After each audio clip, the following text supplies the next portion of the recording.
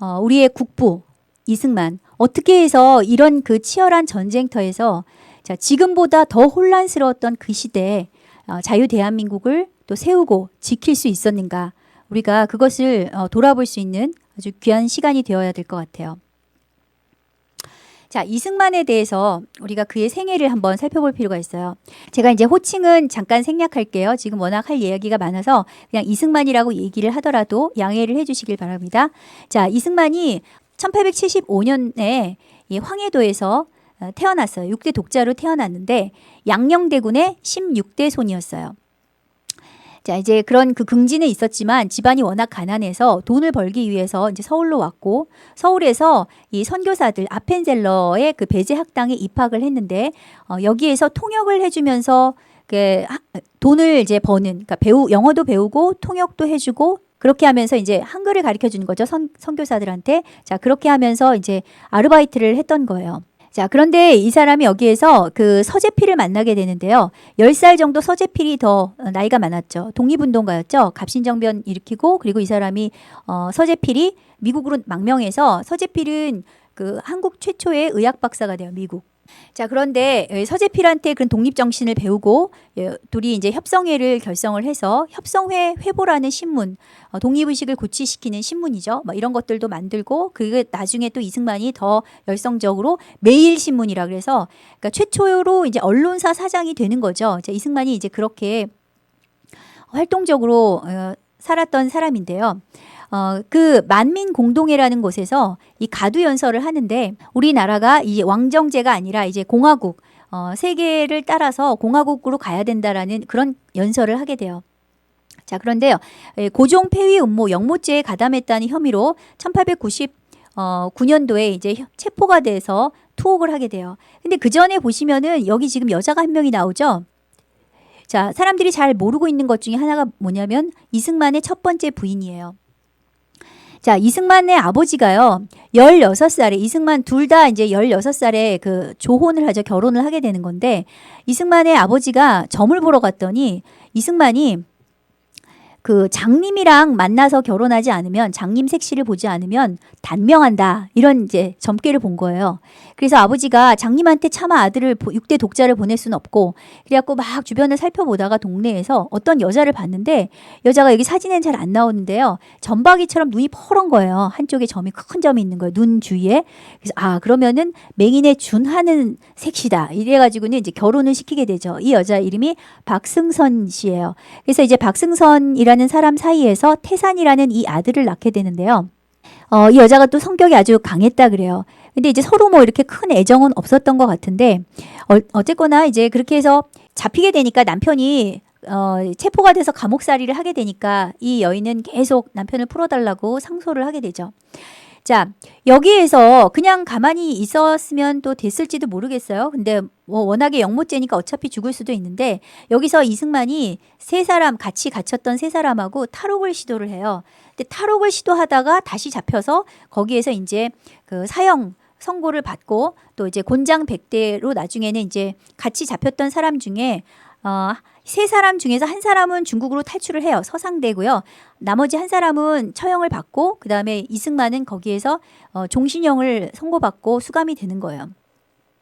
곤장 100대를 맞는데 이게 이제 중요한데요. 여러분 곤장 100대를 맞으면 무슨 일이 벌어질까요? 네, 성불구가 돼요. 사실은. 그리고 평생 동안 이승만 대통령이 이 안면 경련으로 고생을 했다 그러죠. 이승만 대통령에게 유일한 혈육은 그 이후에 없죠.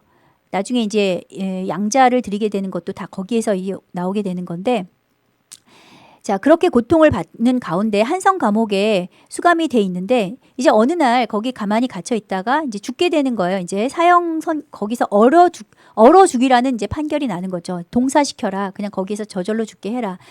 자, 그런데 그때 너무 추우니까 거기에서 이 가운데 한성 감옥에서 이 이승만이 처음으로 이제 진짜 내가 그냥 귀로만 들었던 그 하나님에 대해서 부르짖게 돼요. 그래서 하나님을 찾는데 그때 했던 그 기도가 이 기도예요. 하나님, 내 영혼과 내 나라를 구하소서. 이것이 하나님께 드렸던 첫 기도이자 간절한 기도였던 거죠. 자, 이 옥중 기도를 통해서 갑자기 뜨겁게 성령 세례를 체험하게 돼요. 그래서 그 추운 차가운 감방에서 이게 뜨거운 불 세례를 받게 되니까 추운 줄도 모르고 다음날 죽었을 거라고 시신 찾아가라고 간수들이 얘기를 했는데 안 죽고 살아 있었죠. 그래서 이제 이분이 이제 불 받아서 감옥에 40명의 죄수들을 죄다 다 기독교 신자들로 만들어서 한성 감옥을 다 교회화 시켜버리게 되죠. 자, 그렇게 되니까 선교사들이 감동하는 거예요. 자기들이 수년이 걸쳐도 한 명 신자를 얻을까 말까 한데 이 사람 지금 몇 번 만에 그러니까 감옥 가더니 뭐 며칠 만에 그냥 그 한성 감옥 전체를 그냥 교회화 시켜버리니까 놀래버린 거죠. 그래서 이제 선교사들과 그다음에 민영환이 이승만 구명 운동을 하기 시작해요. 그래서 막 어떻게든 살리려고 하는데 그러던 중에 이제 러일 전쟁이 나면서 미국의 이 고종 황제가 도움을 청해야 되는 상황이 벌어졌어요. 자, 그래서 이제 영어로 할 사람이 필요했는데 통역할 사람이 그 당시에 이승만 말고 없었거든요. 그래서 결국은 그 이승만을 밀사 자격으로 출국을 시키는데 그때 이 아들을 데리고 가요. 이 아들이 태산이에요. 원래는 이 부인이 같이 따라가려고 했는데 시아버지가 못 가게 해가지고 결국 아들만 이제 가게 되는 거죠. 자, 그런데 그렇게 해서 미국에 가서 자기 지금 이 나라의 상황에 대해서 이제 설명하고 처음에 가자마자 워싱턴 포스트지하고 만나서 막 유창한 영어로 막 하게 돼요. 얼마나 영어를 잘했는지 몰라요. 근데 그 감옥에 있을 때 이미 26살 때 이 독립 정신이라는 책을 쓰고 그리고 뭐 논설도 쓰고 대단하게 이제 활동을 했던 그런 사람인데 다시 이게 한국에 돌아오지 않고 거기서 선교사들이 공부를 더 하는 게 좋겠다. 이제 그래서 조지 워싱턴 대학에 들어가고 그다음에 하버드 석사 과정 그리고 박사 과정 프린스턴 대의 박사 과정까지 하게 되죠.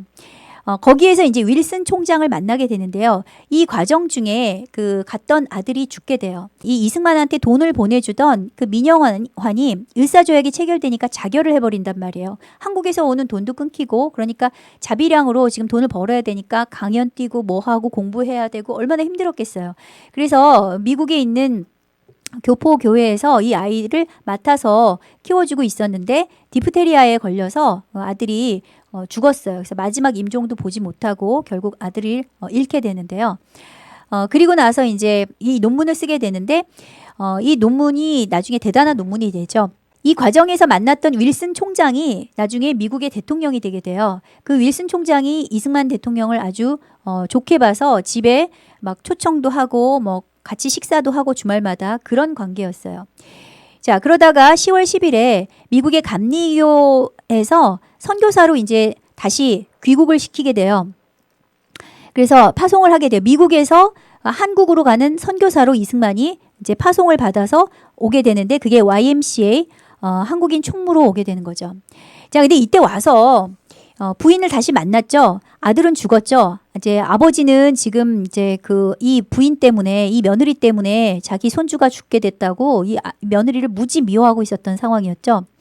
자, 그런데 어떤 이유에서인지 둘 사이에 원래 그 뭐 소원했었는지 아니면 아들이 죽고 그런 문제였는지 아니면은 이승만 대통령이 더 이상 이제 자식을 낳을 수 없는 상황이 돼서 그런지 모르겠지만 이 상황에서 이제 이혼을 하게 돼요. 협의 이혼을 하고 다른 사람들은 어떤 그 좌파에서는 또 이게 이승만이 부인을 버렸다 이렇게 욕하는 사람들도 있지만 나중에 이 기록을 보면은요.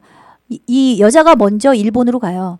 그리고 이제 이승만이 바로 이제 1912년도에 YMCA 활동을 하면서 그것 때문에 백오인 사건이 있는데 일본 총독인가요? 일본 그 암살하는 시도가 있었는데 거기에 그 사건을 계기로 해서 그 기독교인과 그 독립운동가들을 한국의 모든 독립운동가들을 다 색출해서 다 잡아들이라는 명령이 떨어지는데 거기에 이승만이 리스트가 있었던 거죠. 이승만이 잡혀 들어가면 이제 끝나는 거기 때문에 이 선교사들이 탈출을 시켜요. 그래서 미국으로 가도록 만들고 그래서 선교사들 주선으로 해서 미국으로 망명하게 되죠. 자, 그래서 가서 이제 미국에서 본격적으로 이제 이승만이 거기에서 하와이에 정착하게 되고 정착해서 한국교회 핍박, 이 백오인 사건을 폭로하는 이 책을 출간하게 되고 거기에서 그 교육 활동 그리고 독립운동 활동을 벌이게 되는 거죠. 당시에 하와이는요. 어떤 상황이었냐면은 지금 LA와 비슷한 상황인데 전체 미국 본토에 4,500명의 그 한국 교민들이 있었다 그러면 그 몇백 명을 빼고 나머지 4,000명은 하와이에 있었어요. 그러니까 하와이가 독립운동의 기지였다. 이렇게 볼 수가 있겠죠. 자, 거기에서 그 한인 기숙학교를 나중에 그 남녀공학인 한인 기독학원으로 만들게 되고요. 거기에서 이제 학생 수가 막 1200명 정도로 이제 늘어나게 되죠. 그리고 신립교회라고 나중에 이제 하와이에서 사역하실 분들은 다 기억해 두세요. 한인 기독교회를 이제 만들게 되는데 그 체인이 130개에 달했어요. 굉장하게 왕성하게 교회 활동도 하셨고요. 자, 그런데 그 와중에 3.1운동 발발 소식을 듣게 되는데 사실 이 3.1운동을 배후에서 조종했던 인물이 이승만이에요. 그리고 3.1운동이 발발하게 되니까 이제 전 세계 만방에 정부가 수립됐다라는 것을 이제 알리고 한성과 상하이와 또 미국의 워싱턴에 알리고 대한공화국 대통령 이름으로 이렇게 한국의 독립선포를 알리는 공문을 발송하는 것도 이승만이 했어요. 그리고 상해 임시정부의 임시대통령으로 이게 이제 이승만이 선출되는 장면이죠. 그 이승만이 그 독립정신, 이게 지금 26살 때 쓴 책이에요. 자, 여기에 우리가 세계에 개방해야 된다. 그리고 새로운 문물을 근본으로 삼아야 된다. 외교를 잘해야 된다. 나라의 주권을 지켜야 된다. 도덕적 의무를 소중히 여겨야 된다. 이게 이 대한민국이라는 나라를 세우게 되는 건국 이념이 여기에 다 들어있는 거죠. 가장 중요한 건 뭐예요? 자유를 소중히 여겨야 한다는 것이었죠. 자, 3.1운동을 어떻게 해서 이제 기획을 했느냐. 예, 이 우남 이승만이 또 감옥에서 한성 감옥에서 죄수들 다 전도했다 그랬죠. 그 전도한 사람 중에 누가 있었냐면 월남 이상재가 있었어요. 이 사람이 이제 3.1운동 주동자죠. 자, 이 이승만의 검거령이 떨어졌을 때 이승만이 이제 그 미국으로 가서 미국에서 계속해서 뭘 하게 되냐면 윌슨 대통령이 윌슨 총장이 자신의 대학교의 은사였던 분이 대통령이 된 거예요. 그러면서 민족 자결주의를 선언하셨어요. 그러니까 이승만이 그것을 가지고 이 전 세계의 독립운동을 알리는 운동을 일으켜라. 국내 동지들한테 이 시위를 일으키라는 밀서를 급하게 이제 송부하게 돼요.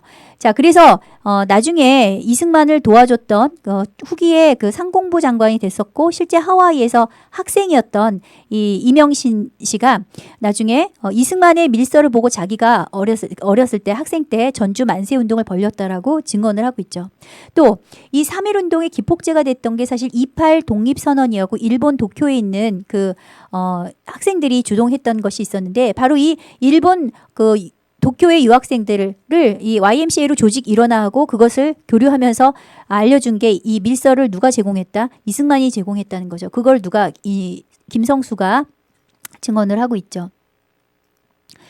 그리고 이승만이 그 주장을 했던 것이 이 1919년 그러니까 3.1운동 직후죠. 4월 7일에 미국 AP통신 인터뷰에서 동양 처음으로 예수국 건설하겠다. 무지무지 많이 이 인터뷰를 했어요. 이승만은. 그런데 거기에서 이런 이야기를 했다라는 거죠. 기독교 자유민주주의 국가를 건설하겠다는 거예요.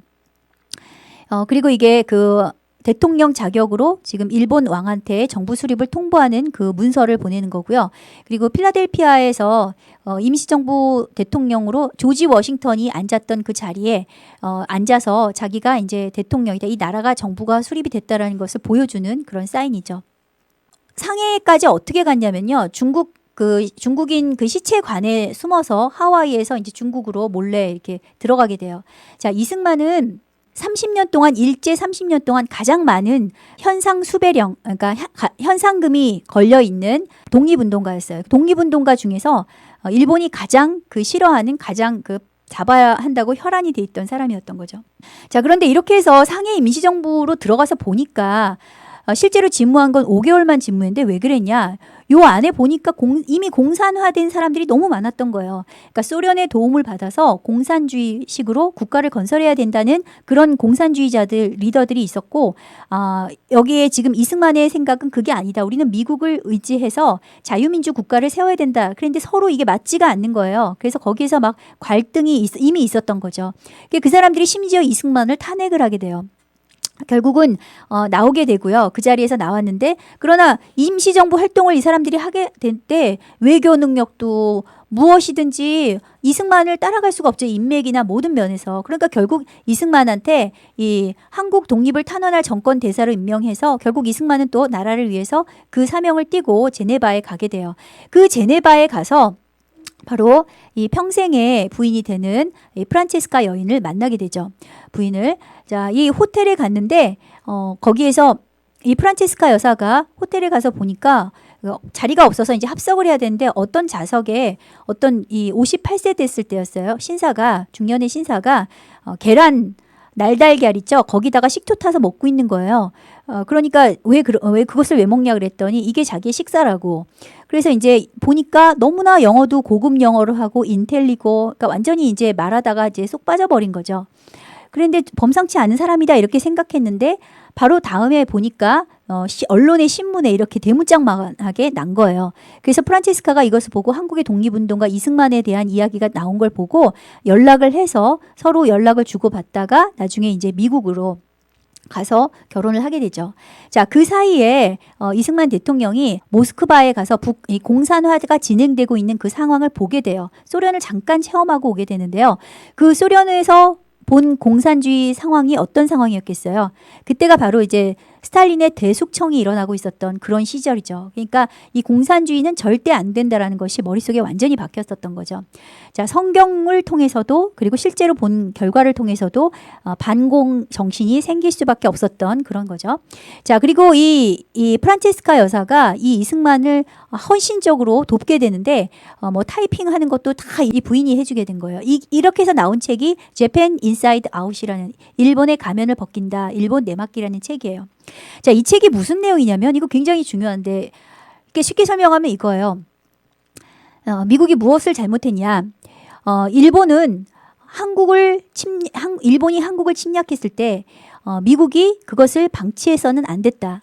왜냐하면 그것을 방치해서 결국은 중국을 먹게 된 것이다. 일본이. 그런데 중국을 먹은 것으로 끝나지 않는다. 일본의 야욕은 결국은 미국의 본토를 침입할 것이다. 일본은 그런 나라다라는 것을 얘기한 것이 이제 요약한 것이에요. 그 내용이에요. 자, 이 이야기가 됐을 때 말도 안 되는 소리, 택도 안 되는 소리라고 사람들이 반박을 했었는데 그 일이 일어났고 출간되고 6개월 만에 이게 현실화됐죠. 그래서 바로 무슨 일이 일어났어요? 진주만 공격이 바로 12월 7일에 있었죠. 자, 그렇게 되니까 이제 뒤집어지고 난리가 난 거예요. 자, 그렇게 해서 이 이승만이 국제적으로 굉장히 중요한 인사가 돼버린 거죠. 자, 이 일로 끝난 게 아니라 이제 이승만은 계속해서 이제 나라를 독립을 시켜야 됐기 때문에 1944년도에 루즈벨트 대통령한테 임시정부를 승인해 달라. 그렇게 해서 편지를 쓰게 되고 승인은 안 해주고 일단 태극기 마크가 새겨진 미국 우표도 발행을 해줬어요. 자, 그리고 중요한 게 이제 얄타 회담이 열리는데 1945년 5월이면은요. 1945년 8월 15일이 일본이 항복한 날이죠. 이제 광복이 된 날인데 그 사이에 그러니까 기세가 이제 꺾이고 있는 시절이었단 말이에요. 그때 이제 이제 전후에 어떻게 할까라는 것을 했던 게 이제 얄타 회담인데 여기에서 미국과 영국이 한국을 소련의 지배로 넘겨주기로 비밀 협약이 이루어졌다는 것이에요. 그게 이제 발표가 되니까 그것 때문에 이게 말이 되느냐 하고 이승만이 가서 따졌어요. 미국 국무부하고 충돌한 사건이 일어나고요. 그래서 이게 너무 이승만은 똑똑하고 이게 다루기 힘든 인물이다. 반공 정신도 투철하고 그러니까 못 가게 미국이 이승만의 귀국을 막아서 이승만이 8월 15일 이때 맞춰서 바로 온 게 아니라 2달 있다가 10월 달이 돼서야 귀국을 하게 되는 거죠. 그런데 귀국을 했더니 여기서 누가 기다리고 있었어요? 여우 같은 이 박헌영이 기다리고 있었던 거예요. 박헌영이 떡하니 조선민주주의 인민공화국의 주석으로 이승만 대통령의 이름을 올렸습니다. 그러고서는 사람들을 다 그쪽으로 포섭을 하고 있었던 거예요. 자, 그러니까 이승만이 딱 들어와서 보고 이제 공식적으로 방송을 해서 공산주의는 안 된다. 공산주의자들의 파괴 행동에 대해서 경계가 필요하다는 방송을 그냥 때려버리는 거죠. 자, 그렇게 돼서 어떻게 돼요? 결국 이승만과 등을 지게 되는 거죠. 이승만 대통령이 이미 박헌영을 보고 박헌영의 미래를 예측을 했어요. 젊은 사람이 안 됐다. 똑똑한 사람인데 저러다가 결국은 김일성의 시다바리만 하다가 비참한 최후를 맞게 될 것이다. 이렇게 예언을 했는데 그게 적중을 하게 돼요. 자, 이 해방 이후에 전에도 아까도 좀 설명을 드렸지만 1945년에서 이 신탁 통치 기간에 있는 극도로 혼란스러운 시기였다 그랬어요. 아직 대통령이 되기 전의 시기예요. 이때 남한은 누가 지금 통치하고 있었죠? 네, 미군이에요. 미군에서 하지 중장이 특별히 그 대표가 되고 있었는데 이 사람 생긴 거 봐도 조금 그 우울하게 생겼죠. 자, 이 사람이요. 이 프리메이슨이라는 설도 있는데요. 이 미국에서는요. 쉽게 말하면은 빨리 발 빼고 싶은 거예요.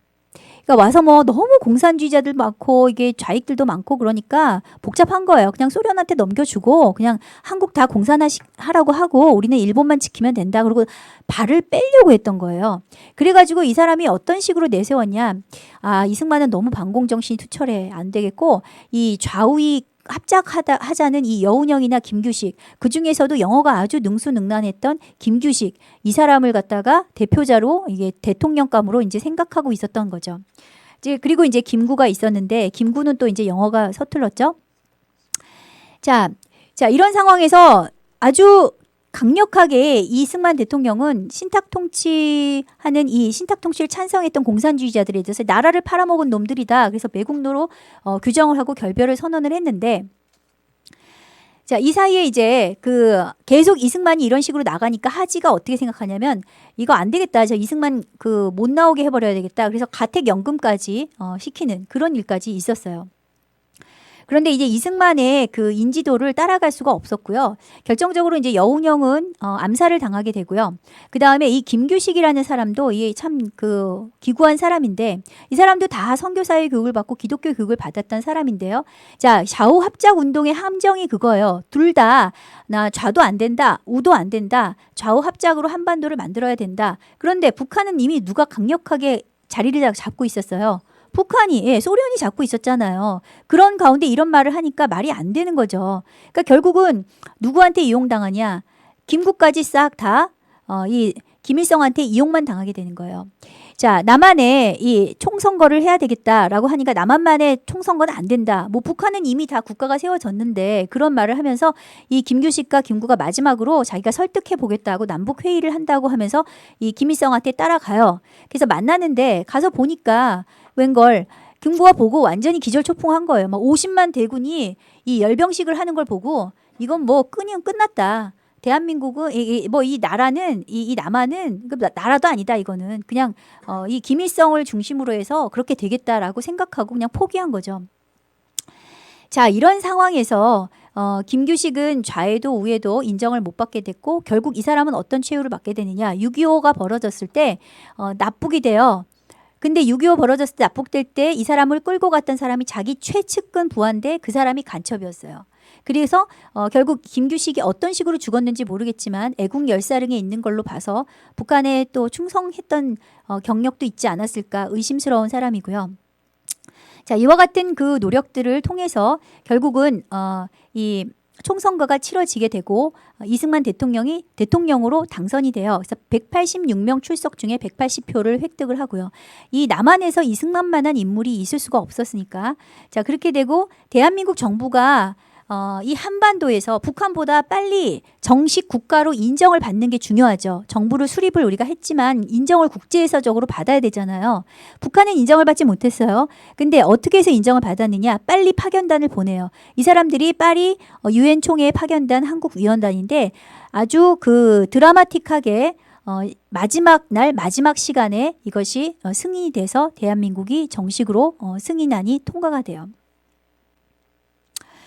자, 이렇게 해서 이 조선 노동당 창건일이 10월 10일이었고요. 그 다음에 이 좌익들이 계속해서 지금 주장을 하는 게 뭐냐면 이승만 정읍 발언이라는 거예요. 자, 이것 때문에 이승만 때문에 이 북한이 우리 남북이 갈라졌다. 그러니까 분단의 원흉은 이승만이다. 이승만 죽여야 된다. 뭐 이러면서 막 욕을 한단 말이에요. 자, 실제로 그러면 이게 무슨 일이 벌어졌나? 이 말을 사실은 쏙 들어가게 하는 게 이게 이렇게 증거가 있는데도 이런 증거를 안 가르쳐 주니까 지금 또 이런 말들이 나오는 거예요. 자, 소련이 무너졌죠. 그래서 그때 있었던 기밀들이 다 지금 이제 폭로가 된 거예요. 그 기밀 문서들이 공개가 되는데 1993년도에 일본 마이니치 신문에 스탈린의 9월 지령이라는 게 공개가 됐어요. 거기에 뭐냐면 이미 스탈린이 먼저 북조선에 단독 국가를 만들라는 지령을 세웠다는 거예요.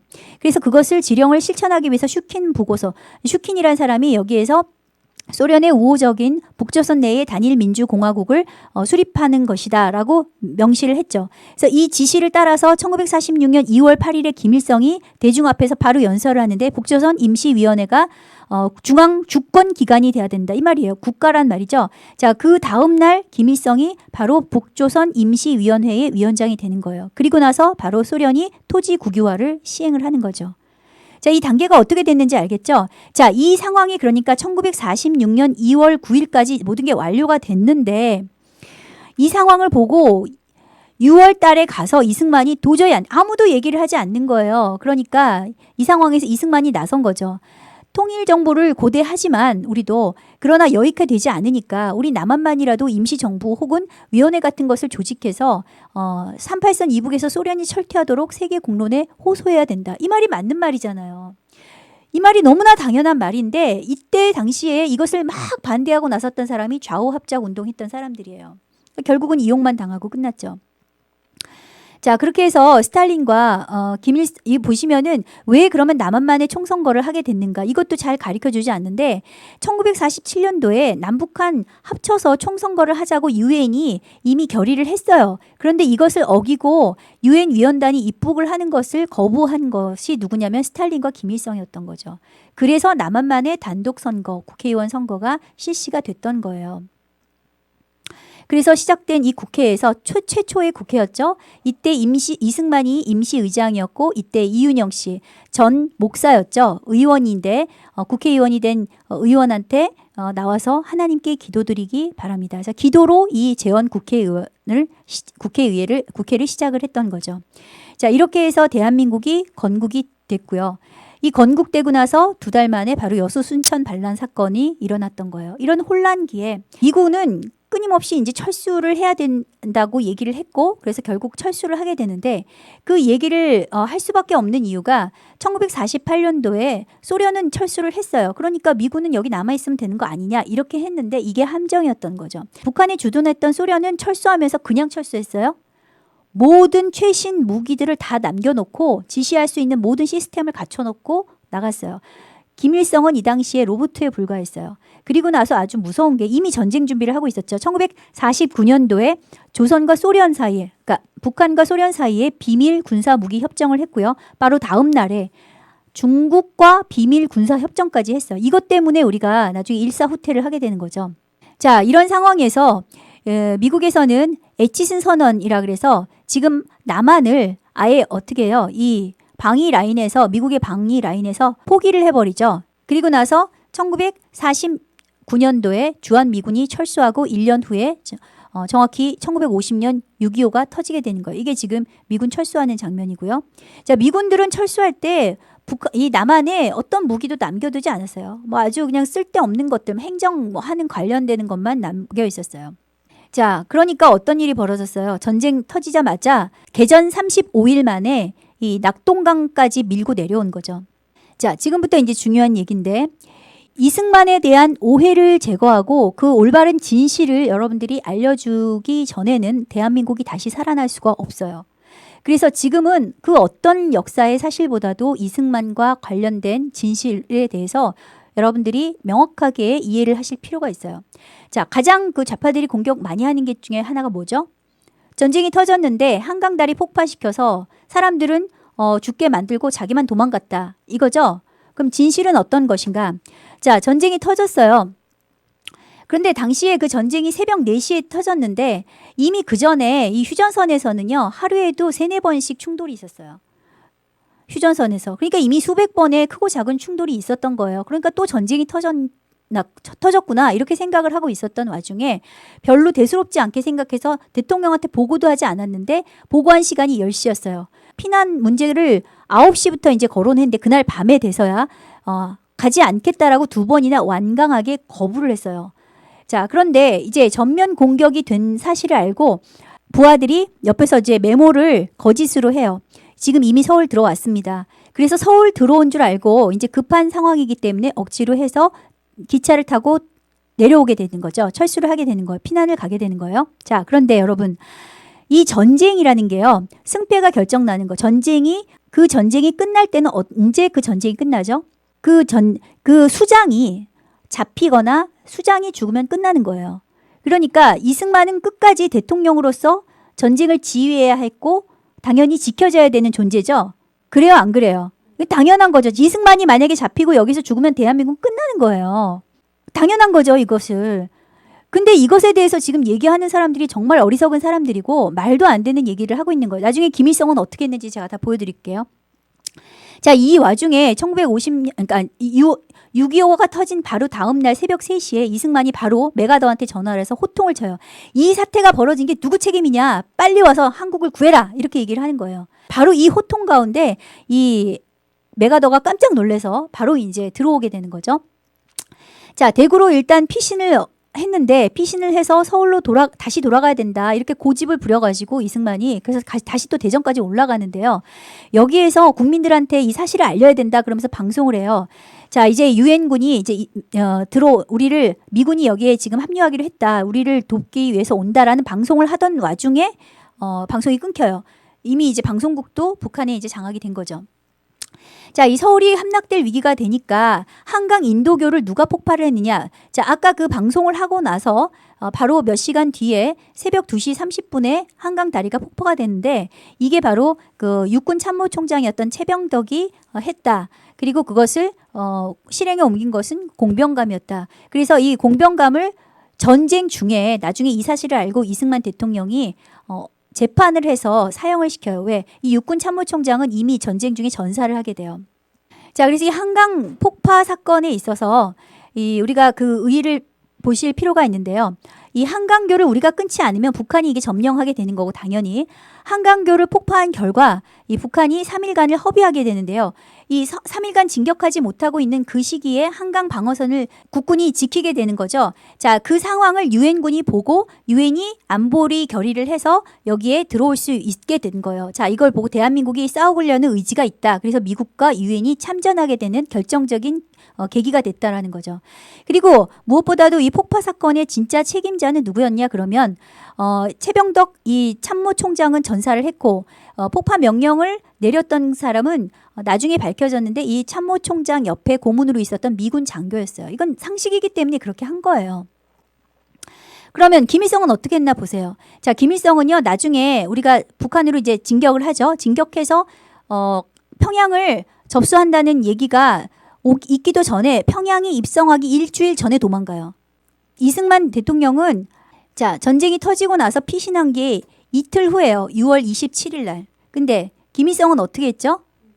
일주일 전에 도망갔어요. 그것도 고급 승용차 볼가 타고. 자, 이런 사람이에요. 이런 사람. 자, 그런데 일사후퇴 때는 어떻게 됐냐? 한 번 경험을 했기 때문에 이승만이 일사후퇴 때는 미리 미국에 다 얘기를 해서 서울 시민들을 한강 이남으로 다 피난시켜라. 그렇게 하고 자기가 가장 나중에 서울을 떠나게 되죠. 자, 이 이승만 대통령이 얼마나 그 중요한 역할을 했냐. 이 유엔군 사령관의 국군의 작전 지휘권을 이양을 했어요. 이것 때문에 우리가 이긴 거예요, 사실은. 그리고 미국의 해외 망명 정부를 막 미국에서 야, 위험하니까 해외 망명 정부를 세워라. 이게 제주도로 아니면 옮겨라. 이렇게 막 얘기를 하는데 결사 반대했고요. 그리고 일본군과 그 틈을 비집고 이제 일본군이 참전하려고 하는데 그거를 반대하고 평화선, 독도를 지키는 라인을 이 당시에 또 세우게 되죠. 자, 이 사진을 한번 보세요. 메가더가 오게 됐을 때 이승만 대통령이 메가더한테 무공 훈장을 수여할 때 이 얼굴에 지금 울고 계신 거예요. 이 얼마나 가슴이 탔겠어요. 이 이승만 대통령이 메가더 장군한테 다 위임을 하게 되죠. 본인은 대한민국 육해 공군의 모든 지휘권을 이양한다. 그리고 메가더 장군은 그것을 영광으로 생각하고 승리를 확신한다. 이렇게 싸우게 된 거예요. 이렇게 해서 싸우게 된 거죠. 자, 주한 미국 대사가 너무 위험하니까 대통령한테 제발 좀 망명 정부를 해라, 도망가라 이렇게 얘기를 하니까 바로 이승만 대통령이 어떻게 했냐면 허리에 차고 있던 권총을 딱 꺼내요. 그리고 무초 대사를 향해서 딱 들면서 뭐라고 얘기하냐면 자, 이 권총 안에 권총 탄환이 3발이 있다. 하나는 내 처를 쏘고 하나는 적을 죽이고 그리고 나머지 한 발로 나를 쏠 것이다. 그러니까 완전히 기절초풍하는 거죠. 이 엄청난 조국에 대한 사랑 이것을 보고 이제 무초 대사도 결국은 항복하게 되는 거죠. 이승만 대통령이 나중에 이 최후 라인이 이제 영천선인데 이 영천선이 무너져서 공산군이 오게 되면 내가 먼저 나서서 싸우겠다. 그래서 이 자기 침실 밑에 항상 권총을 준비하고 있었어요. 이때 이승만 나이가 몇 살이었을 것 같아요? 80대 중반이었어요. 이 노인이 이렇게 했다는 거예요. 자, 이 협약에 의해서 중공군이 들어오게 되고 결국 이게 바로 1949년도 3월에 있었던 중국과 북한 사이의 비밀 군사 협정이었다 그랬죠. 이게 아주 무시무시한 거죠. 자, 이렇게 해서 흥남 철수 작전을 하게 되고 그랬는데도 불구하고 지금 무슨 짓 하고 있는지 보세요.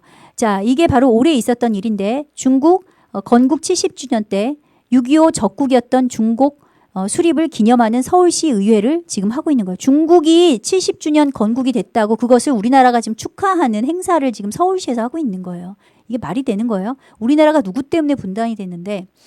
그리고 더구나 보훈처에서는 6.25 전쟁 영웅 포스터라 그러면서 아주 교묘하게 싹 바꿨어요. 모르고 그랬다는 거예요. 이게 누구냐? 중국군이에요. 자, 이런 과정에서 자, 이승만이 전쟁 중에 이 나라를 지켜내고 결국은 이 공산주의로부터 나라를 지켜냈어요. 자, 그런데 이승만은 끝까지 북진 통일을 하려고 그랬어요. 처음에 이 메가더가 와서 전세가 이제 역전이 돼서 그런데 거기서 바로 휴전선을 세우려고 했더니 이승만이 미국과 협의도 없이 바로 국군한테 지시해서 먼저 진격해서 북한으로 진격하게 만들었었죠. 그렇게 해서 이제 우리 그 평양까지 수복을 하게 됐던 거예요. 그런데 이제 다시 돌아오게 돼서 그 다음에 이제 휴전하게 되니까 공방전에서 끝까지 이승만이 밀리질 않아요. 안 된다. 나는 우리 힘으로라도 가겠다. 우리 힘으로 우리 국군만 데리고 나는 북한으로 진격하겠다. 계속 그렇게 주장을 하니까 미국이 너무 골치 아픈 거예요. 그래서 나중에 나중에 최후의 방법으로 이승만이 어떻게 하냐면 방공포로를 갖다가 다 석방을 해버리죠. 그러니까 이게 협상이 안 돼 버리는 거예요. 그렇게 해서 결국은 미국이 두 손 두 발 들고 한미 상호 방위 조약을 체결하게 돼요. 이승만이 뒤에서 감시하고 있죠. 제대로 똑바로 하나 안 하나 이렇게 보고 있죠. 네, 아주 깐깐한 노인네, 여우 같은 노인네라고 이렇게 미국이 막 그냥 극도로 싫어했어요. 그런데 결국은 이승만이 시키는 대로 따라갈 수밖에 없는 거죠. 워낙 여론이 미국 내 여론도 이승만을 따라가니까. 자, 이렇게 해서 이렇게 나라를 살리고 대대손손 살 수 있도록 그렇게 만들었는데 이때 이제 진보당 사건이 일어나고 이 조봉암 사건 일어나면서 결국 그 다음에 3.15 사건이 일어나고 대통령이 하야하게 돼요. 그래서 하야 성명까지 발표하고 그 다음에 나중에 돌아가신 거는 자, 어떤 일이 벌어지냐. 여기 보면 박정희 대통령하고 우연치 않게 만난 아주 역사적인 사건이 한 장 있어요. 이 당시에는 박정희 준장이었죠. 자, 그런데 잠깐 몇 달 있으려고 하와이에 갔는데 다시 돌아오려고 하니까 나중에 박정희 대통령이 이미 그 정부가 수립이 됐고 그 다음에 여론을 의식해서인지 못 오게 하세요. 가까 오시면 안 됩니다. 이렇게 한 거예요. 근데 그 말을 듣고 우리 이승만 대통령께서 충격을 받고 쓰러지셔요. 그래서 그때부터 실어증에 걸리시고 그때부터 이제 더 이상 일어나지 못하는 상태가 되신 거죠. 그러다가 요양원에서 90세에 별세를 하시게 되고 그 유해가 왔을 때 완전히 서울이 다 꽉 찼죠. 추모객들이 꽉 차게 되죠.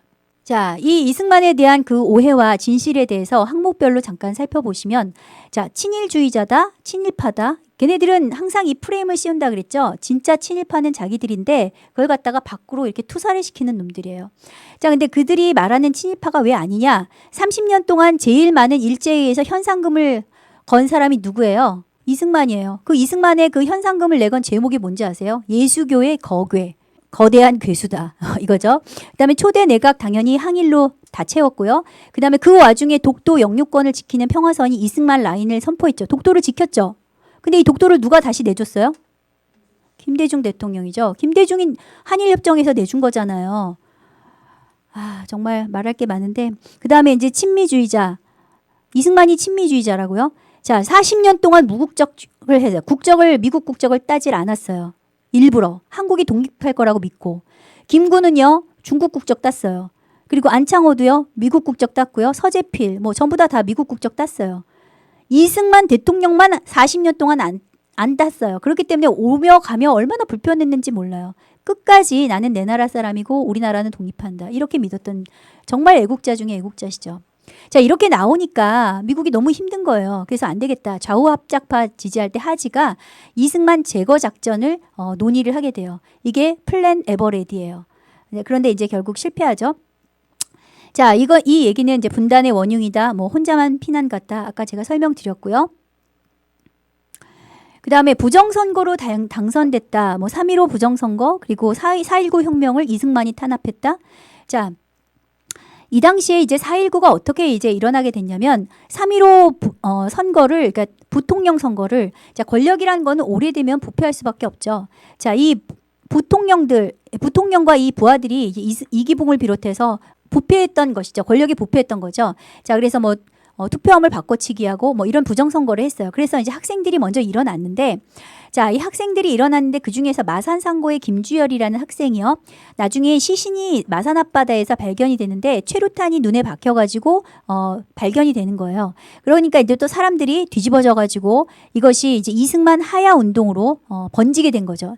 이승만에 대해서 거부했던 게 아니라 부통령에 대해서 거부했던 거고 이 선거에 대해서 거부했던 건데 이것이 이제 하야 운동으로 발전했죠. 그런데 여러분들이 흔히 알고 계신 것처럼 온 국민이 여기에 그러면 가담해서 시위를 했느냐? 아니에요.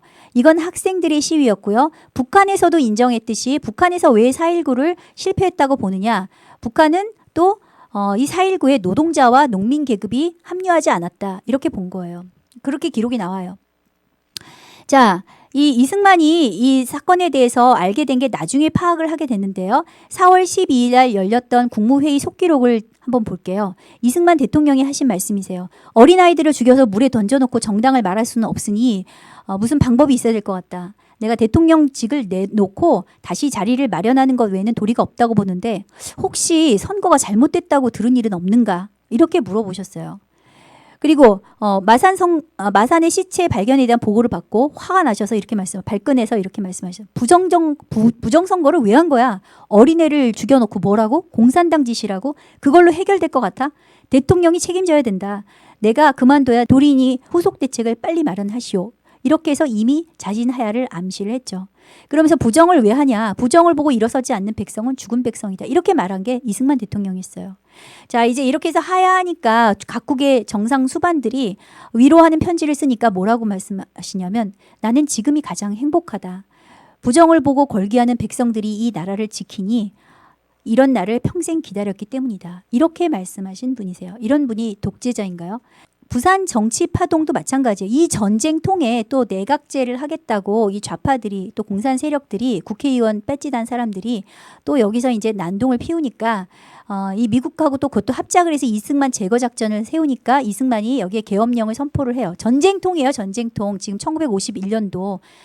자, 여기에 부산에서 지금 이런 일이 일어나니까 거기에서 발췌 개헌안을 통과시키고 이승만이 대통령의 직선제 투표를 넘겨버려요. 여기에서 결국 74.6% 국민들의 지지를 얻어서 당선이 되니까 미국도 어떻게 못하고 이 야당도 어떻게 하지 못하게 된 상황이 된 거죠. 이게 바로 부산 정치 파동이에요.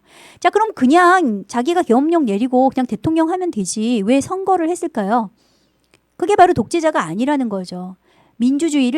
이 자유민주주의를 지키려고 이렇게 전쟁 중에도 선거에 의해서 하려고 노력을 하셨던 거예요. 일본의 진주만 기습 때도 마찬가지예요. 그리고 진공작전이라 그래가지고 작전인데요. 자, 김구의 독수리 작전과 넵코 계획을 성사시킨다. 이게 무슨 말이냐면 자, 일본이 진주만 공격을 하니까 이제 미국이 개입하게 되고 자, 이때 우리나라도 여기에 전쟁에 개입을 해서 우리나라가 여기서 막 미국을 위해서 싸워줘야 이제 자주 독립을 할 수 있는 기회가 생긴다. 아주 똑똑하신 분이죠. 그래서 이걸 갖다가 임시정부에 통보를 하게 돼요. 그리고 이제 실제로 이것을 특수부대를 미국이 훈련시키는 특수부대를 우리나라에 세우자. 그래갖고 나중에 그 실제로 들어가는 단계 훈련까지 해요. 광복군을 이제 세워서 이제 실제로 그런 하는데 그때 이제 그 와중에 그 일본이 이제 자멸하게 되는 거죠. 광복이 되는 거죠. 자, 그 다음에 이제 그 전쟁과 관련해서 이미 제가 이제 많이 설명을 드렸는데 유엔을 끌어들이고 미국군을 끌어들였던 것이 6.25 남침 전쟁의 승리의 원동력이었고요. 그 다음에 이제 이 전쟁 중에도 이승만 라인을 선포해서 독도를 지켜낸 것 굉장히 중요한 거죠. 일본은 이것을 먹으려고 했었던 거죠. 그 다음에 휴전을 반대하고 그 다음에 북진 통일을 계속 주장하고 그리고 한미 동맹을 지켜냈다. 그 다음에 내각을 할 때 통합적인 초당파 내각을 했는데 자기를 원래 지지해줬던 당이 있었는데 그 당의 세력들을 빼고 전체 통합적인 초당파를 하게 돼서 자기를 세웠던 대통령으로 추대했던 그 당이 결국은 지지를 철회하게 되고 반대하게 되는 그런 일까지 벌어지게 되죠. 더구나 이 조봉암 같은 사람을 나라를 살리기 위해서 일시적으로 또 기용을 했는데 이 조봉암이 나중에 배신을 때렸고요. 그다음에 대통령 중심제 그리고 대통령 직선제를 지키기 위해서 아까 어떤 노력을 했는지 제가 설명드렸고요. 토지 개혁도 아까 농지 개혁에 대해서 제가 설명드렸어요. 자, 그다음에 이제 미국 유엔의 그 원조를 따내는데 협상에서 무려 7억 불의 차관을 얻어내는데 성공하죠. 그리고 중화공업의 발전 토대를 마련해서 이 기틀, 이 공장을 세우게 되니까 이것 때문에 결국 박정희가 산업화를 하게 되는 기초를 마련하게 되고요. 그 다음에 무엇보다도 우리가 꼭 기억해야 될 게 뭐냐면 원자력 연구소를 설립했다는 거예요. 그 당시에. 자, 우리나라가 부강해지기 위해서는 이 원자력을 해야 된다. 우리나라도 나중에 핵무기 만들어야 된다. 이걸 최초로 생각하신 분이 이승만 대통령이에요. 자, 1948년도 우리나라가 지금 대한민국 정부가 수립되기 전에 북한에서 무슨 짓을 했냐면요. 5월 14일에 모든 그 전력 공급원이 북한에 있었어요. 그래서 북한에서 전기를 끊으면 대한민국에 전기가 없어지는 거예요. 근데 그 짓을 한 거예요. 5월 14일에 북한에서 대한민국의 송전을 중단했어요. 자, 그리고 어떻게 했냐? 그냥 미군 함을 보내서 부산에서 거기에서 전기를 공급했을 정도에 이때 원자력에 대해서 이제 안 되겠다. 우리나라에 원자력 연구소를 세워야 되겠다. 그래서 인재들을 유학 보내고 또 원자력법을 제정하고. 근데 지금 이거 누가 파기하고 있어요? 네, 문재인 대통령이 지금 파기하고 있죠. 자, 이 경제개발 3개년 우리가 박정희 대통령의 그 경제개발만 아는데 사실 그 토대가 된 건 이승만 대통령의 이 경제개발 3개년이 계획이 먼저 토대가 됐다. 그리고 이 식목일을 공식적으로 지정하는 것도 이승만이 했죠. 자, 우리나라가 이렇게 푸른 나라가 된 것도 이승만의 업적이었다. 자, 교육혁명, 문맹률이 80%였는데 그것을 20%로 감소하는데 몇 년 걸렸어요, 지금. 1948년에서 1959년이니까 10년 만에 전 국민 문맹률을요, 60%를 감소를 시켰어요. 대단하죠? 대학교를 12배로 늘렸는데요. 어느 정도였냐? 이승만 정권 말에는 대학 진학률이요. 이 대한민국, 이 조그만 나라, 전 세계 빈국이었던 이 나라가 제2의 당시 경제 대국이었던 영국보다 대학 진학률이 높았어요. 이렇게 국민들을 계몽을 시켰던 거죠. 그리고 인하공대와 한국외대를 설립을 하게 되는데 1954년도에 하와이에 있었던 한인 기독학원을 정리한 돈으로 서재를 털고 또 하와이 교민들의 도움을 받아서 인천의 하와이라고 해서 인하공대를 우리 대한민국의 MIT를 세우겠다는 뜻으로 만들었죠. 자, 그리고 이제 외국어 할 수 있는 외교관들을 양성해야 된다. 그래서 세운 게 이제 한국외대도 이것도 직후에 세운 거고, 그리고 국비 유학생을 매년 평균 600명 이상을 1인당 6,000달러를 들여서 인재들을 보내게 돼요. 그래서 그들이 한국 산업화의 주역이 되게 만들죠. 기독교 입국론도 아주 중요한데요. 동양 최초의 예수국가를 만들겠다는 이 비전이 미국인들을 울리게 된 거예요. 그런데 어느 정도의 국가냐? 반공 기독교예요. 그러니까 공산주의를 반격하는, 기독교를 통해서 공산주의를 반대하고 공산주의를 막아내겠다라는 거죠. 자, 이것 때문에 대한민국을 지키게 됐고 전 세계를 공산화되는 것을 지켜낸 아주 위대한 일을 하신 거예요. 그다음에 국가의식의 기독교화를 보면요. 선서를 할 때 성경에 손을 얹고 하니까 이것이 이제 기독교 신앙 확산에 영향을 주게 됐고요. 그다음에 군종제도, 군목제도, 그다음에 형무소의 형목제도, 이거 전부 다 이승만 대통령이 하신 일이에요. 그리고 기독교 신문, 방송, YMCA 당을 지원을 해서 언론과 매체를 통해서 계속해서 기독교에 대해 호의적인 반응을 유발을 하게 됐고요. 그다음에 국기 주목례, 이게 무슨 말이냐? 옛날에는요, 일제 영향 때문에 태극기에 대해서 절하는 게 의식이었대요. 배례였는데, 자, 이거를 그냥 국기를 주목만 하고 가슴에 손을 얹고 주목만 하는 형태, 이게 국기 주목례 형식으로 바꾼 것이 이승만 대통령이 하신 거고, 그 다음에 100만 성도가 원래 그 생전의 기도 제목이었다 그랬죠. 한성 감옥에서부터. 그런데 이것이 해방 당시에 10만 명의 전후의 그 기독교인이 그 이승만 대통령이 나중에 우리 땅에 묻히실 때, 서거하셨을 때 그때 대한민국의 기독교인 수가 정확히 114만 명이었대요. 그리고 이제 그렇다고 해서 기독교만 그렇게 했느냐? 그게 아니라 종교에 대해서 차별 정책을 하지 않아서 대한민국에 있는 거의 모든 사찰을 다 국가에서 그 땅을 거의 무료로 주다시피 해서 대한민국 관광지로 만들고, 그리고 불교도들도 이 내각에 다수 등용을 했고요. 유교에 대해서도 삼강오륜이나 명심보감을 퍼지게 해서 국민들의 행실을, 기초적인 올바른 행실을 가르치게 해서 이런 실용주의 노선으로 이 종교도 역시 활성화시켰던 거죠. 자, 이승만 대통령이 귀국길에 그들을 그러니까 배웅하는 사람들 앞에서 한 말이에요. 나 한 사람은 오든지 가든지 죽든지 살든지 일평생 지켜오는 한 가지 목적. 이 한 가지 목적이 뭐예요? 바로 기독교 국가예요. 이 기독교 자유민주주의 국가를 만들겠다는 그 한 가지 목적으로 끝까지 갈 것이다. 이렇게 말씀하셨어요. 그리고 정치는 항상 교회 본위로 딸려가는 거로, 교회에서 감화된 사람이 많을수록 정치의 근본이 스스로 바로잡히니, 이게 바로 이 기독교 국가를 세우려고 했던 이유예요. 왜 기독교 국가를 내가 세우려고 하느냐? 교회로서 나라를 변혁하는 것이 가장 편하다. 이것을 생각지 않고 만약에 정치만 고친다고 하면 썩은 백성 위에 맑은 정부가 어떻게 일을 할 수 있겠는가? 반드시 백성을 감화시켜서 먼저 새 사람이 되게 한 다음에 정부가 스스로 맑아질 것이다. 이 어찌 교회가 정부의 근원이 아니려. 너무나도 맞는 말이죠. 또 최초에 이런 그 일간지를 하게 되는데 이게 매일신문이에요. 그리고 언론의 자유를 계속해서 허용을 했고요. 그리고 이 당시에 활동했던 언론 매체가 411종이었어요. 이 옆에 계신 분이 서재필 선생님이시고요. 자, 개인적으로도 굉장히 위대한 일을 했는데 한국인 최초로 논문이 책으로 박사학위 따자마자 그 논문이 프린스턴 대학에서 내는 그 책으로 출간이 됐어요.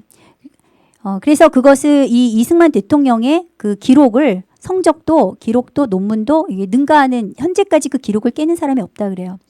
그리고 한국인으로서 최초로 베스트셀러인 인사이드 아웃을 썼고요. 그리고 미국 브로드웨이에서 전후에, 자, 이 당시에 사람들은요, 저 조그만 나라 대한민국, 전 세계 소련이 주변에 있는 나라들 중에서 공산화되지 않는 나라가 단 한 나라도 없었어요. 주변에 있는 나라 중에. 유일하게 이 대한민국만 공산화되지 않았어요. 그 당시에 모든 세계 나라에서는 당연히 유교가 터졌을 때 얼마 안 가서 대한민국은 공산화된다 당연히 생각하고 있었는데 그것을 어떻게 막아냈냐. 저 80대 할아버지가 그래서 영웅 대접을 한 거예요. 미국 브로드웨이에서 외국인으로서는 최초로 이 영웅 행진을 하게 돼요. 이게 이제 티커테이프 행진이라고 하는 건데 카퍼레이드를 받는 거죠. 자, 이거예요. 한인 최초로 이 수많은 100만 군중 앞에서 행진을 하게 되는 거예요. 여러분 중에도 이런 사람들이 나오기를 바랍니다. 이때 미국 의회에 가서 연설을 이승만 대통령이 하게 되는데 상원, 하원 다 합친 회의인데 여기에 좌석이 없을 정도였어요. 이 연설을 듣기 위해서 사람들이 표를 돈 주고 살 정도로, 그 정도로 이게 꽉 찬 이 회의장에서 뭐라고 얘기를 했냐. 33회의 박수를 받으면서 한 연설이에요. 자유세계는 공산세계를 타도하려는 용기를 가져야 한다. 그 자유의 싸움에서 한국이 선봉에 서겠다. 모든 사람들이 일어나서 기립박수를 하게 만든 위대한 연설이죠. 이 이승만에 대해서 미군 사령관들이 어떻게 평가했는가, 함께 전쟁을 평가했던 이들의 말을 한번 볼게요. 매튜 리지웨이는 나는 마음속으로 이 용감한 노신사에 대해서 존경과 동정을 금할 수 없었다. 거의 불가능한 것을 끊임없이 요구해 왔지만 그는 전생애를 통해서 헌신한 그의 조국에 대한 깊은 애정에서 이같이 행동하고 있었다. 마크 클라크는 이 대통령은 자신의 국가를 위한 전략적 구상에 대해서 방해가 되는 사람이나 장애물에 대해서는 가리지 않고, 상대방이든 또는 우방이든 가리지 않고 가차없이 도전하는 용기를 가진 무서운 지도자였다. 조국의 자유를 위한 그의 불굴의 결의, 일본 혹은 소련과 같은 전체주의에 대한 오랜 세월의 투쟁, 이런 것 때문에 나는 그를 존경하게 되었다. 벤 플리트 장군은 이렇게 말했어요. 이승만 대통령은 위대한 애국자, 강력한 지도자, 강철 같은 사나이이자 카리스마적 성격의 소유자, 자기 체중만큼의 다이아몬드에 해당하는 가치를 지닌 인물이다. 그리고 원래 이승만과 사이가 안 좋았던 맥스웰 테일러는 베트남에 가서 근무를 해보면서 뭐라고 얘기하냐. 남베트남에 이승만 같은 지도자가 있었다면 공산군에게 패망하지 않았을 것이다. 자, 그런데 이렇게 위대하게 세워졌던 이 나라, 어느 순간 이상한 일들이 벌어지고 있죠. 자, 최근에 벌어진 불의한 사람을 수호하기 위해서 벌어졌던 이 시위에서 이상한 일이 있었어요. 태극기를 갖다가 이렇게 조각조각 내서 들고 시위를 하고 있었죠. 이건 굉장히 위험한 행동인데 이것은 무엇을 담고 있는 거죠? 이 안에 대한민국을 해체시키겠다는 그 목적이 담긴 거 아닌가요? 공산주의자들의 전략은 바로 이 기독교를 붕괴시키는 방법은 이렇게 언어를 왜곡시키고 교육을 부패시키고 매체를 통제하고 결국 교회와 가정을 해체해서 나라를 해체하는 데까지 가려고 하는 거예요. 그래서 우미나 정책을 통해서 결국 사회를 분열시키고 전복을 시키겠다는 거죠. 2020년도 중학교, 고등학교 새 역사 교과서에 자유가 빠진다고 해요. 그런데 이런 일이 노무현 정부 때 있었고요. 그리고 문재인 정부에 와서 다시 또 시작이 되는 거죠. 자, 반헌법, 반국가, 반역을 가르치는 이 교과서. 2019년에 이미 발행된 초등학교 교과서에 자유가 삭제되어 있습니다. 이미. 그래서 여기에 보면 정부 수립에 대해서 대한민국은 정부 수립이라고 얘기를 하고 조선민주주의인민공화국은 국가 수립이라고 기술을 하고 있고요. 한반도의 정통성 있는 국가가 북한인 것처럼 말을 하고 있죠. 그래서 생일, 건국일이 없는 나라로 대한민국을 만들고 한반도의 유일한 합법 정부라는 유엔의 결의도 삭제해버렸고요. 통일정부 수립을 북한이 먼저 제의했다고 기술하고 있는데 이건 사실 오류예요. 유엔이 한 거예요. 그리고 이 자유민주주의 시장경제의 우수성에 대해서 얘기하지 않고 북한 공산주의 계획경제를 이것이 압도했다는 사실을 이야기를 하고 있지 않죠. 당연히 이승만의 건국, 호국, 그리고 박정희의 한강의 기적 이런 얘기 누락시켰죠. 그리고 북한군과 중공군의 침략에 대한 그 사과 요구는 없는 그런 편파적인 기술을 하고 있고요. 반중의 산물인 독립문을 반일의 산물인 것처럼 설명해서 일본한테 그런 항의를 받고 이런 조롱을 당한 일도 있었어요. 그리고 일본인 노동자를 일제 때 징용된 한국인 노동자라고 버젓이 교과서에 기술을 하고 있고요. 그리고 북한의 도발에 대해서 6.25 남침이란 표현을 삭제되는 것이 2020년부터 삭제될 것으로 전망이 되고 있어요. 왜 이런 일들이 벌어졌을까? 자, 사실은 역사가 굉장히 깊은데요. 1986년도에 박원순이라는 사람이요. 이 감방에 갔다가 이 이호웅이라는 사람한테 의식화 교육을 받게 돼요. 그리고 나서 이 박 변호사가 누구를 만나느냐? 이 박헌영의 아들을 만나게 되죠. 그래서 이미 사상교육이 확실하게 됐던 또 이 박헌영의 아들, 이 박병삼, 원경 스님이라고 하는 이 사람과 둘이 역사를 왜곡시키기 위해서 만든 그 연구소가 바로 역사문제연구소죠. 자, 이 역사문제연구소를 통해서 교과서 왜곡을 하기 시작한 것이 이미 오래전부터 그 플랜이 세워졌다는 거예요. 자, 이 박헌영 일대기를 연구를 하고 그리고 공산당 운동가를 재평가하는 작업들을 벌이고요. 그리고 박정희 정권이 미일에 종속화돼 있다. 그리고 실제로 박원순이 주도해서 제주 4.3 사건 보고서에 대해서 이게 남노당 폭동은 정당한 것이었다라고 지금 얘기를 하고 있고요. 역사문제연구소 출신들이 이 고교 현대사 교과서를 왜곡 집필하는 중심 인물이 된 거예요. 그들이 이제 46%에 해당하는 사람들이 그 일을 하고 있다는 거죠. 그래서 정부를 21회에 걸쳐서 독재라고 표현을 했는데 이 북한에 대해서 독재라는 표현은 5번에 불과했다. 이들이 자유민주주의 용어도 반대하고 있고 이승만 박정희의 반공은 민주주의가 아니다. 자, 이 말에 대해서 여러분들이 어떻게 생각하세요? 그래서 제가 이제 민주주의라는 말에 넘어가면 안 되는 거죠. 이승만 민주주의의 반공은 민주주의가 아니라 자유민주주의죠. 그들도 알고 있는 거예요. 대한민국의 역대 대통령들이 수많이 대통령들이 있었어요. 그런데 그 중에서 가장 중요한 대통령, 우리가 잊어버리지 말아야 될 대통령은 바로 대한민국의 뿌리, 건국의 아버지인 이승만이죠. 출애굽기 20장 12절에 네 부모를 공경하라. 그리하면 네 하나님 여호와가 네게 준 땅에서 네 생명이 길리라 그랬어요. 대한민국이라는 이 나라의 뿌리가 이승만이라면 줄기가 바로 박정희 대통령이죠. 자, 이 두 기둥에 의해서 이 대한민국이 세워졌어요. 그런데 줄기나 가지는 쳐도 다시 살아날 수 있지만 뿌리는 치면 어떻게 되죠? 영원히 생명을 잃게 되는 거예요. 자, 이 대한민국이라는 나라의 부모는 바로 이승만 대통령이었어요. 대한민국을 탄생시킨 아버지였죠. 이스라엘의 아브라함이 이스라엘의 아버지였다고 한다면 대한민국의 아버지는 이승만이었어요. 1930년대 서울의 모습을 보세요. 판자촌에 불과한 이 서울. 그런데 전후에 결국은 또 판자촌이 되어서 6.25 직후에 이 서울을 부강한 나라, 세계 경제 10대 대국으로 성장시키는데 가장 밑거름이 되는 그 설계를 했던 분이 바로 이 이승만 대통령이에요. 네 부모를 공경하라. 이 건국의 부모를 공경하지 않으면 그러면 이 나라의 생명이 어떻게 되겠어요?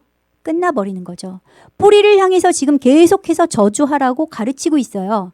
그러면 그 열매는 어떻게 되겠어요? 당연히 말라버리고 저주의 열매로 끝나버리고 되겠죠. 이러한 대한민국이 우리들의 미래가 되기를 바라십니까? 그건 아니죠. 이 한반도 전쟁의 역사는 이렇게 대한민국 건국 세력과 대한민국 해체 세력의 전쟁의 역사였죠. 1948년도에 이승만과 남로당의 치열한 전쟁을 통해서 이 나라가 지켜졌어요. 그래서 이승만의 승리로 지켜졌는데 1950년도 6.25 전쟁으로 남로당이 다 사라진 줄 알았어요. 그런데 70년 후에 나중에 열매를 보니까 사라진 게 아니었어요. 그들이 다시 또 열매를 맺고 있는데 그것이 주사파라는 이름으로, 그리고 이승만의 열매는 기독교의 이름으로, 반공 기독교의 이름으로 또 열매를 맺고 있어요. 이 마지막 전쟁이 한반도에서 벌어지고 있고 그 결과는 우리도 아직 예측할 수 없어요. 이 대한민국을 해체시키려고 하는 거짓 선지자들이 있어요. NCCK, 교회협의회라고 하는 이 사람들. 한반도 평화조약을 하기 위해서 러시아하고 손을 잡겠대요. 이 한반도 평화조약이 바로 뭐냐면 평화협정이라는 말이에요. 이제 평화협정이라는 말이 널리 알려져서 부정적인 이미지가 교회 안에 퍼지니까 이름을 또 바꿨어요. 한반도 평화조약이라고. 자, NCCK에서 2017년도에 무슨 성명을 발표했죠? 자, 시국선언을 하면서 박근혜 대통령 자진 사임하라 이렇게 얘기했어요. 자, 그런데 이 내로남불을 보세요. 2019년 6월 19일 시국선언을 했던 전광훈 목사님을 맹비난하면서 정치하려면 개인적으로 해라 이렇게 나오죠. 그런데 어디서 많이 봤던 인물이 똑같은 인물이 여기 와 있어요. 다른 단체에서 똑같이 와 있죠. 같은 세력들이 같은 일들을 벌이고 있다라는 것이죠. 또 한 사람 여러분들이 기억하셔야 될 사람이에요. 박근혜 대통령 탄핵 때 홍정길 목사가 뭐라고 얘기했죠? 최고 책임자가 잘못하면 감옥 가는 게 민주주의다. 박근혜 대통령이 하야 호소문을 하면서 하야만이 실수를 회복할 수 있는 최선의 길이라고 했어요. 자, 같은 잣대를 가지고 왜 지금은 다른 행동을 보이고 있는 거죠? 왜 지금은 침묵하고 있는 거죠? 이승만 대통령의 하야시 말씀을 보겠습니다. 우리 학생들이 왜 이렇게 되었는가? 부정을 왜 했는가? 부정을 보고 일어서지 않는 백성은 죽은 백성이지. 이 젊은이는 참으로 장하다. 4월 27일에 이승만이 국회에 사임서를 제출하면서 동시에 성명을 발표하셨어요. 그때 마지막 상황을 보고받고 하신 말씀이에요. 그래, 오늘은 한 사람도 다치게 해서는 안 되네. 내가 그만두면 한 사람도 다치지 않겠지? 그리고 나서 이 늙고 지쳐버린 건국의 아버지 이승만이 마지막 성명문을 발표하십니다.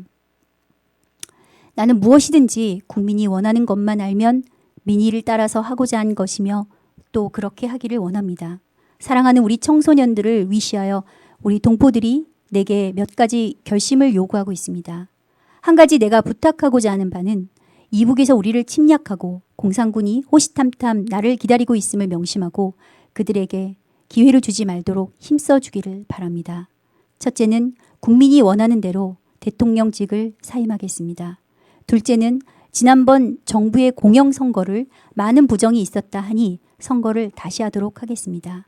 이제부터는 다 각기 자기 맡은 바를 해가며 질서를 회복하도록 다 힘써주기를 내 사랑하는 남녘 동포들이여 간곡히 부탁합니다. 똑같은 상황에서 다른 행동을 하고 있는 지금의 대통령과는 너무나 다른 모습을 보여주고 계시죠. 건국의 아버지 국부 이승만이 끝까지 세상을 떠나실 때까지 품고 있었던 그 꿈은 북진 통일의 꿈이었습니다. 그가 이 세상을 떠날 때 하셨던 마지막 유언. 이제 저의 천명이 다하여 가매 아버지께서 저에게 주셨던 사명을 감당치 못하겠나이다. 몸과 마음이 너무 늙어버렸습니다. 우리 민족을 오직 주님께 맡기고 가겠습니다. 우리 민족이 굳세게 서서 국방에서나 경제에서나 다시는 종의 멍에를 매지 않게 하여 주옵소서. 1965년 7월 27일 하나님께서 우리 민족에게 주신 가장 큰 선물 이승만 대통령이 천국으로 돌아가셨습니다. 생전에 온몸을 바쳐서 사랑하고 지켜왔던 이 조국 대한민국의 땅에서 눈을 감길 그토록 바라고 소원했지만 결국 살아서 이 땅에 돌아오진 못하셨습니다. 그의 운구, 장례, 행렬이 들어올 때 광장에는 100만이 넘는 국민들이 몰려나와 눈물을 흘리며 그의 마지막 가시는 길에 깊은 애도와 한없는 감사와 존경을 표현했습니다. 그런데 2019년 10월 3일 이승만 광장에 다시 이승만이 살아났습니다. 수십 년간 헤아릴 수 없이 많은 대한민국 해체 세력들의 살해 시도와 악한 공격들이 있어왔지만 그럼에도 끈질기게 버티면서 생명력을 이어왔던 이 나라 자유 대한민국. 이승만이 성령의 힘으로 잉태하여 목숨 걸고 진통을 견디며 출산했던 그 위대한 자유 대한민국은 건국 이래 최대의 위기 앞에 다시금 건국의 아버지 이승만의 말을 기억하며 일어섰던 것입니다. 부정을 보고 일어서지 않는 백성은 죽은 백성이다. 우리가 이승만입니다. 우리가 자유 대한민국입니다. 우리가 바로 자랑스러운 아버지 이승만 대통령의 후손들인 것입니다. 그래서 우리는 다시 일어섰습니다. 지금 우리에게는 두 가지 통일의 시나리오가 주어져 있습니다. 우리는 어떤 선택을 해야 하며 또 어디까지 와 있는 것일까요? 이승만 대통령이 하나님께 부탁하고 우리에게 남겨주신 그 통일의 꿈은 어떤 통일의 꿈일까요?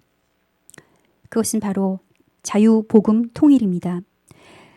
진정한 대한민국의 적통들, 이승만의 후예들에게 그 길 외에 다른 선택은 없습니다. 레위기와 갈라디아에서 자유는 프리덤이 아니라 리버티입니다. 이 프리덤은 옳고 그름을 떠나서 무엇이든지 마음대로 할 수 있는 자유이지만 리버티는 그게 아니에요. 리버티는 하나님으로부터 부여받은 신성한 인간의 존엄성이 빼앗기거나 탄압을 받을 때 공동체로서 정의를 위해서 그 권리를 되찾고 속박에서 풀어주는 바로 그 위대한 자유를 말합니다. 지금 그렇게 70년간 불법적으로 하나님이 주신 소중한 자유를 박탈당하고 인간 이하의 취급을 당하면서 노예 상태에 있는 사람들이 누구입니까?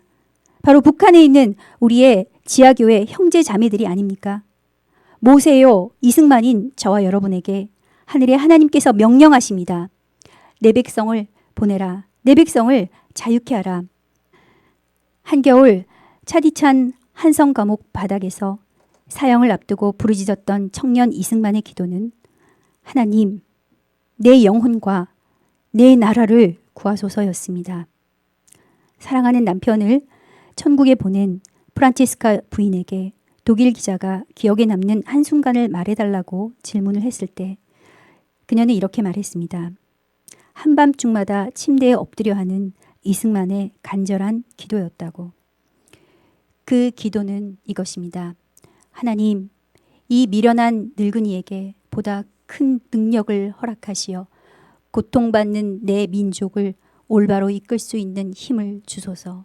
하나님, 우리를 불쌍히 여기사 큰 힘을 내려 주시옵소서. 이제 우리가 기도할 때입니다. 이승만과 같은 지도자를 다시금 이 땅에 보내달라고 기도하기 전에 우리가 이승만이 돼서 다시 한번 차가운 바닥에 엎드려 부르짖을 때입니다. 하나님, 내 영혼과 내 나라를 구하소서. 기도하겠습니다.